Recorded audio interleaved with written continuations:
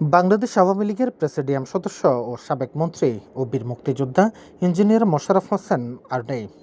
ইন্না লিল্লাহি ওয়া ইন্না ইলাইহি রাজিউন। বুধবার সকালে রাজধানীর একটি হাসপাতালে আইসিইউতে তিনি চিকিৎসাধীন অবস্থায় ইন্তেকাল করেছেন। মৃত্যুকালে তার বয়স হয়েছিল ৮৩ বছর।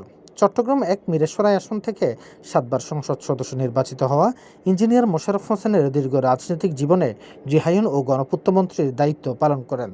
তিনি আওয়ামী লীগের সভাপতিমণ্ডলীর সদস্য হিসেবে ছিলেন। পারিবারিক সূত্রে জানা গেছে, আগামীকাল বাদ জোহর মিরেশ্বরাই ধুম ইউনিয়নে তার প্রতিষ্ঠিত মহাজনহাট ফজলুর রহমান স্কুল অ্যান্ড কলেজের মাঠে নামাজে জানাজা অনুষ্ঠিত হবে। দীর্ঘদিন ধরে অসুস্থ ছিলেন ইঞ্জিনিয়ার মোশাররফ হোসেন। নিউমোনিয়া সহ বিভিন্ন জটিল রোগে আক্রান্ত হয়ে ১ মাস ধরে হাসপাতালে ভর্তি ছিলেন তিনি। ১৯৪৩ সালে ১২ জানুয়ারি মিরেশ্বরাইয়ে জন্ম নেওয়া ইঞ্জিনিয়ার মোশাররফ হোসেন ছাত্রজীবন থেকেই রাজনীতির সঙ্গে যুক্ত ছিলেন। মহান মুক্তিযুদ্ধে চট্টগ্রামের সাব সেক্টর কমান্ডার হিসেবে দায়িত্ব পালন করেছেন তিনি।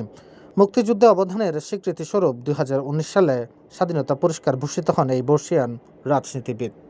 Slogan news desk.